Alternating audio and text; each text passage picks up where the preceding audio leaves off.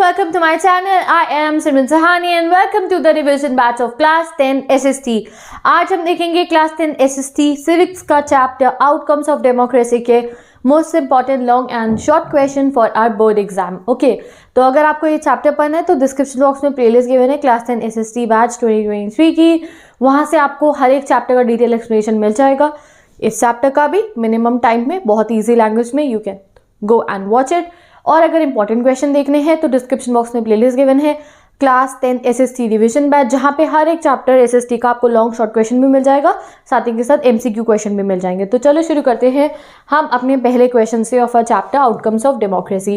तो पहले जो ये 5-7 क्वेश्चन मैंने लिखे हैं गाइज, ये बस 1 वर्ड वाले लिखे हैं और रीज़न ये है कि एक बार आप इनको पढ़ लोगे तो हमारे को चैप्टर रिकॉल होता रहता है और थोड़ा सा टेस्ट होता रहता है. फिर लॉन्ग भी करेंगे, शॉर्ट भी करेंगे. तो जल्दी जल्दी पहले इनको देख लेते हैं to make a flow for our revision. ठीक है, the most important outcome of democracy is being dash and dash. आपको बताने मोस्ट इंपॉर्टेंट आउटकम क्या था हमारी डेमोक्रेसी का. तो फर्स्ट इज डेमोक्रेसी अकाउंटेबल होती है सिटीजन्स को, एंड दूसरा एक रिस्पॉन्सिबल गवर्नमेंट बनती है डेमोक्रेसी में. तो करेक्ट आंसर क्या होगा? Accountable and responsive government. Next, democracy is based on the idea of dash and dash. Democracy किस पे बेस्ड होते हैं? डेलिब्रेशंस पे और नेगोशिएशंस पे. Next, in a democratic government a citizens has a right and the means to examine the decision taken by the government. It is known as dash. ये क्या तरीका है कि भाई सिटीजन्स के पास राइट है एग्जामिन करने का जो भी डिसीजन गवर्नमेंट ने लिया. तो इस चीज़ को क्या कहा जाता है? तो इस चीज़ को ट्रांसपेरेंसी कहा जाता है. Democracy is a government of the people, bye the people and for the people. किसने कहा है ये? तो ये अब्राहम लिंकन ने कहा था. Next question, what is the government rule by a king called monarchy? Very simple. When was democracy introduced in India? 1950 में. Which type of government is dominate in the contemporary world? Peoples representative government, यानी कि democratic government सबसे ज़्यादा आज के समय पे dominate है हमारे वर्ल्ड में, पूरी दुनिया में. How does democracy produce accountable responses and legitimate government? कैसे डेमोक्रेसी एक अकाउंटेबल रिस्पॉन्सिव लेजिटिमेट गवर्नमेंट को प्रोड्यूस करती है? तो डेमोक्रेसी गाइज एक ऐसी फॉर्म ऑफ गवर्नमेंट है in which people rule themselves through their representative who are elected by them. पहला रीजन एक अकाउंटेबल रिस्पॉन्सिव और लेजिटिमेट गवर्नमेंट होने का ये है कि डेमोक्रेसी एक ऐसी फॉर्म ऑफ गवर्नमेंट है जहाँ लोग अपने रिप्रेजेंटेटिव को खुद चुनते हैं, अपनी मर्जी से चुनते हैं और वो फिर उनको रूल करते हैं. दूसरा, the elected member of the government make policies and run administration of the country. और फिर वो जो इलेक्टेड मेंबर होते हैं वो पॉलिसी बनाते हैं और कंट्री को रन करते हैं. The government elected by the people are also accountable for by them. अब ऐसा नहीं है कि हमने अपने लीडर्स को चुन लिया तो उनकी जो मन में आए वो करे. नहीं, जो वो कर रहे हैं हम उनके लिए उनको क्वेश्चन भी पुटअप कर सकते हैं, उनसे क्वेश्चन भी पूछ सकते हैं कि आप अपने ऐसा क्यों कर. अगर हमें लग रहा है वो उन्होंने कुछ गलत करा है तो हमारे पे बहुत सारे वेज है जिससे हम उनको ये बता सकते हैं और अपने लिए सही चीज़ों की मांग कर सकते हैं. ठीक है, तो ये है डेमोक्रेसी का power. What is the basis of democracy and what are its advantages? Basic क्या है डेमोक्रेसी का? बेस जो है democracy on the idea of deliberation and negotiation. Idea का और डेलिब्रेशन मतलब बातचीत होती है बहुत डेमोक्रेसी में, तब डिसीजन लिया जाता है. नेगोशिएशंस किए जाती है, यानी कि हर एक कम्युनिटी, हर एक आप कह सकते हो डिफरेंसेस को अकोमोडेट करने की कोशिश की जाती है नेगोशिएशंस करके डेमोक्रेसी में. Deliberation and negotiations have an advantage as they ensure that decision taken are acceptable to all the people. जब इतनी डेलिब्रेशन यानी कि बातचीत, विचार विमर्श करने के बाद और नेगोशिएशंस करने के बाद कोई अगर डिसीजन लिया जाता है, बहुत टाइम तो लगता है इस डिसीजन को लेने में, पर वो डिसीजन सब लोग एक्सेप्ट करें. जैसे कि अगर आपके स्कूल में, आपकी क्लास में कोई डिसीजन लेना हो, अगर 2 बच्चों से पूछ लिया जाए हाँ ऐसा होगा और उन्होंने अपना सारा डिसीजन दे दिया तो आप खुश होगे उससे? नहीं ना. वहीं पर अगर 1 घंटा 2-3 पीरियड चले गए, फर्स्ट से लेकर 3rd पीरियड तक निकल गया, बट आप सब बच्चों ने मिलकर कोई डिसीजन लिया है तो आप उसे एक्सेप्ट करोगे ना? डेफिनेटली. यही आप डेमोक्रेसी से मानो. ये डेमोक्रेसी में क्या है, पूरी कंट्री इलेक्टेड रिप्रेजेंटेटिव चुनती है, फिर वो डिसीजन लेते हैं, बातचीत होती है, नेगोशिएशन होती है, तब कोई डिसीजन हमारी कंट्री में लिया जाता है. ऐसा नहीं है कि किसी एक जन को बोल दिया वो डिसीजन लेकर. नहीं, वैसे आप अपने स्कूल में देख सकते हो, अगर एक को बोल दिया जाए तुम डिसीजन लोगे, मॉनिटर डिसीजन तुम्हारे लिए लेगा तो तुम खुश नहीं होगे.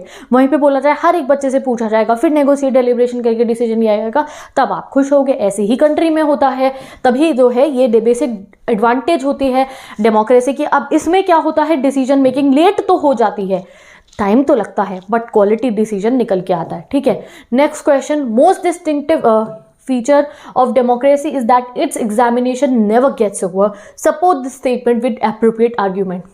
ये कह रहे हैं कि डेमोक्रेसी का एक फीचर क्या है कि डेमोक्रेसी का एग्ज़ाम कभी ख़त्म नहीं होता है, हमेशा डेमोक्रेसी का एग्ज़ाम चलता रहता है, हमेशा लोग चाहते हैं कि ये और अच्छा करे और अच्छा करे। तो आप बताओ स्टेटमेंट इसको अप्रोप्रिएट आर्ग्यूमेंट्स के साथ। तो येस, ऐसा बिल्कुल ट्रू है कि डेमोक्रेसी का एग्जामिनेशन कभी ख़त्म नहीं होता है, because as people get some benefits of democracy they ask for more. जैसे हमें एक बेनिफिट मिलता है डेमोक्रेसी का, हम और ज़्यादा मांगते हैं कि नहीं हमें तो ये भी चाहिए। People always come up with more expectation from the democratic setup. जैसे डिक्टेटरशिप रूल में होता है ना, कोई अपनी आवाज़ भी नहीं उठा सकता है, बट जब डेमोक्रेसी में एक बार हम अपनी आवाज़ उठाना सीख जाते हैं और हमें वो चीज़ मिल जाती है, तो उसके बाद हम हर एक बात पे सोचते हैं कि अगर हमारे पे राइट है अपनी आवाज़ उठाने का तो क्यों ना उठाया जाए, and we ask for more. They also have complaint against democracy, और कई बार कंप्लेंट हमारी, अब हर रूल के खिलाफ आपकी कंप्लेंट हो जाएगी। डिक्टेटरशिप मोनार्की में आप कुछ नहीं कह सकते हो, बट डेमोक्रेसी में उस कंप्लेंट के खिलाफ हम आवाज़ उठा सकते हैं। एंड गवर्नमेंट, क्योंकि वो अकाउंटेबल, लेजिटिमेट और रेस्पॉन्सिव गवर्नमेंट होती है, तो उसका पास एक पूरी ड्यूटी होती है कि उन्हें हमारी उन डिमांड को सेटिस्फाई करना पड़ेगा। यही लूप में डेमोक्रेसी चलती है, और तभी डेमोक्रेसी का टेस्ट कभी खत्म नहीं होता है। समझ गए? ये पॉइंट्स को आप मेंशन कर लो पेपर पे, स्क्रीनशॉट ले लो, इंस्टाग्राम से नोट्स ले सकते हो। ये क्वेश्चन जरूर प्रिपेयर करना अपने एग्जाम के लिए। Next, differentiate between democratic and non democratic government. ठीक है, पहले ओके देखते हैं। Democratic governments are transparent, legitimate, accountable, whereas non-democratic government are selected and formed on their own discretion। वो नहीं होती है ऐसे। Democratic government provide dignity and freedom to all without any discrimination, but कई बार non-democratic government में ऐसा नहीं होता है। Conflicts are resolved through debate, discussion and negotiation rather than discretion। अब हमारी democratic government conflict अगर राइज होते हैं डिबेट से, डिस्कशन से होते हैं, ना कि डिस्क्रिशन से। Next, minority and majority cooperation are the common phenomena in the democratic government. अब अगर डेमोक्रेटिक गवर्नमेंट होती है तो माइनॉरिटी मेजॉरिटी कॉपरेट करके रहती है, बट कई बार ऐसा होता है कि नॉन डेमोक्रेटिक गवर्नमेंट में मेजॉरिटी माइनॉरिटी के ऊपर डोमिनेट करती है। Enhances dignity of all without discrimination, और कई बार नॉन डेमोक्रेटिक में ऐसा नहीं होता। आप कोई भी रेलिवेंट पॉइंट मेंशन कर सकते हैं। नेक्स्ट क्वेश्चन, वैसे ये क्वेश्चन को ना बीच में से लाइन डाल के करना ज़्यादा सही है, मैंने एक डिस्क्रिप्शन बॉक्स में भी इसका आंसर पेश कर दिया, वहाँ से देख सकते हो। List the various aspects and qualification which help in giving a clear democracy की डेफिनेशन। आपको बताना है कैसे हम डेमोक्रेसी की एक बिल्कुल क्लियर डेफिनेशन दे सकते हैं, कौन से एस्पेक्ट क्वालिफिकेशन है जो हमें हेल्प करती है डेमोक्रेसी की डेफिनेशन देने में। पहला, अगर आपको डिफाइन करना व्हाट इज डेमोक्रेसी, तो आप पहली बात बता सकते हो, the rulers elected by the people must take all the major decision. Decision कौन लेगा? वो रूलर जिन्हें लोगों ने इलेक्ट करा है। Election must offer a fair opportunity and choice to the people to change the existing rulers. साथ के साथ इलेक्शन फ्री एंड फेयर तरीके से और हमारे पास चॉइस हो अपने रूलर्स को बदलने की। Next, choice and opportunity should be available to all people on equal basis. हर एक इंसान को इक्वल चॉइस मिलनी चाहिए अपने रिप्रेजेंटेटिव को इलेक्ट करने की। Beside political rights, some social economical rights are offer to the citizens by the democratic country में पॉलिटिकल के अलावा हमें सोशल और इकोनॉमिक राइट्स भी तो मिलते हैं ना गाइज, है ना। Next, power sharing is the spirit of democracy and is necessary between government and social groups in a democracy. ये कुछ बातें हैं जो आपको डेमोक्रेसी की डेफिनेशन लिखने में हेल्प कर सकती हैं। You can note it down. Next question, democracy stands much superior in promoting dignity and freedom of the citizen, justify the statement। एक डेमोक्रेटिक गवर्नमेंट सबसे ज़्यादा ऊपर रहती है किसी भी कम्युनिटी को, किसी भी आप कह सकते हो सिटीज़न को रिस्पेक्ट और फ्रीडम देने में।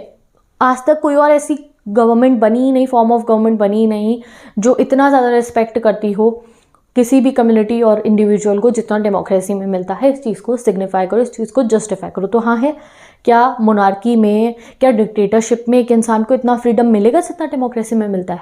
क्या उसे इतना रिप्रेजेंटेशन मिलेगा जितना डेमोक्रेसी में मिलता है? क्या उसकी हर बात का ध्यान रखा जाएगा जैसा डेमोक्रेसी में मिलता है? नहीं ना। तो वही आपको बताना है। ओके, तो आपको इसका आंसर येस में करना है और आप ये पॉइंट्स मेंशन कर सकते हैं। Okay. Next question, on the basis of which value will it be fair expectation that democracy should produce a harmonious social life?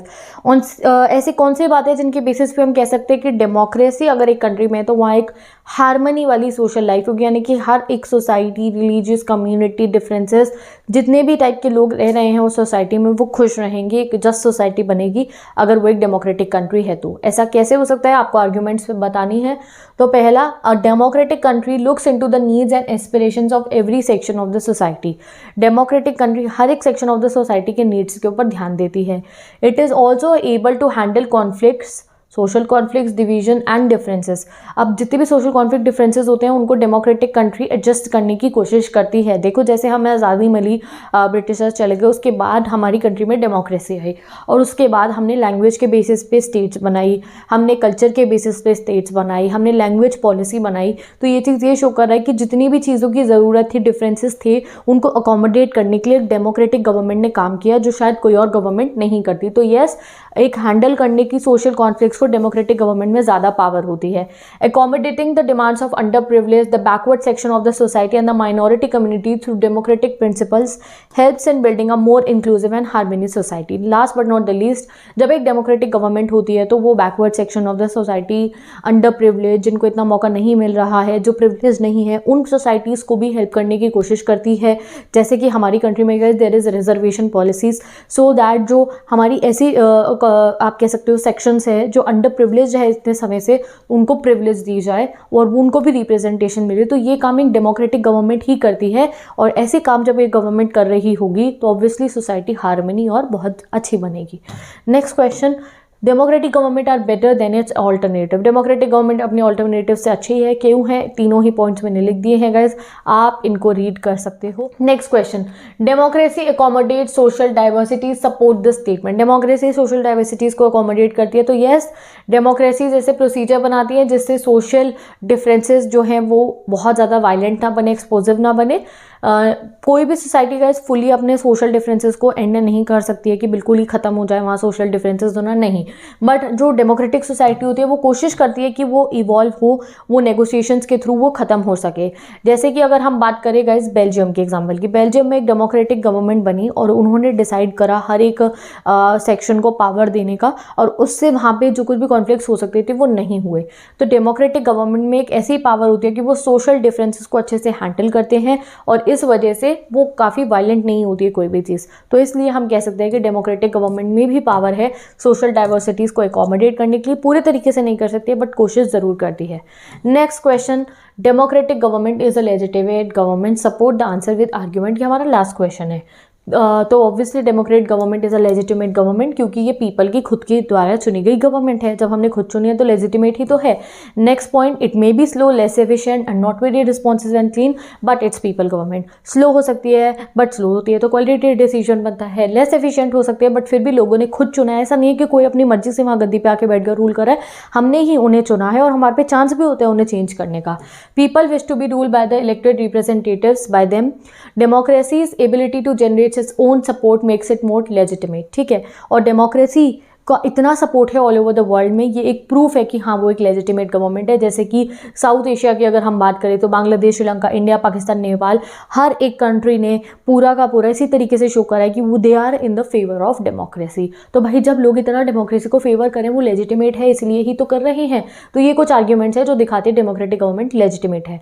अब गाइस और भी कुछ क्वेश्चन हैं जैसे कि 21, 22, 20, 24, 25, these are important question but ये लॉन्ग में है, तो मैं आपको जो है इनको डिस्क्रिप्शन बॉक्स में पेस्ट कर दूंगी। जैसे एक क्वेश्चन ये इंपॉर्टेंट है, what are the difference between democracy and dictatorship. तो डेमोक्रेसी और डिक्टेटरशिप का जो डिफरेंस है वो मैंने यहाँ पेस्ट कर दिया डिस्क्रिप्शन बॉक्स में, आप चेक कर सकते हो। अब नेक्स्ट 2 इंपॉर्टेंट क्वेश्चन, पहला ये, democracy is better form of government and any other alternative, analyse the statement. ये 2022 CBSE का क्वेश्चन ही है, ठीक है, यानी कि हमारे जो 21-22 वाला पेपर था। और next, analyse the reason for the overwhelming support for democracy all over the world. ये जो क्वेश्चन है ये कुछ लॉन्ग आंसर मैंने पेस्ट कर दिया डिस्क्रिप्शन बॉक्स में, यू कैन रीड इट। और अभी तक आपने चैप्टर नहीं पढ़ा तो चैप्टर जरूर पढ़ लेना, इस चैप्टर के इंपॉर्टेंट क्वेश्चंस क्यों अच्छे से समझने के लिए। जब आपने चैप्टर पढ़ा होगा तो आप इन सब क्वेश्चन को आसान से समझ जाओगे और रट्टे नहीं मारने पड़ेंगे। तो bye bye, take care, best of luck. मैं मिलती हूँ नेक्स्ट वीडियो में जहाँ पे हम इकोनॉमिक्स के पहले चैप्टर के इंपॉर्टेंट क्वेश्चन देख रहे होंगे। बाकी चैप्टर्स को चेक करना है डिस्क्रिप्शन बॉक्स में playlist given, Instagram handle link given है। नोट्स के लिए इंस्टाग्राम में यूज नहीं करते हो तो पिन कमेंट को चेक कर लो। मैं चलती हूँ, bye bye, take care, best of luck and best of luck for your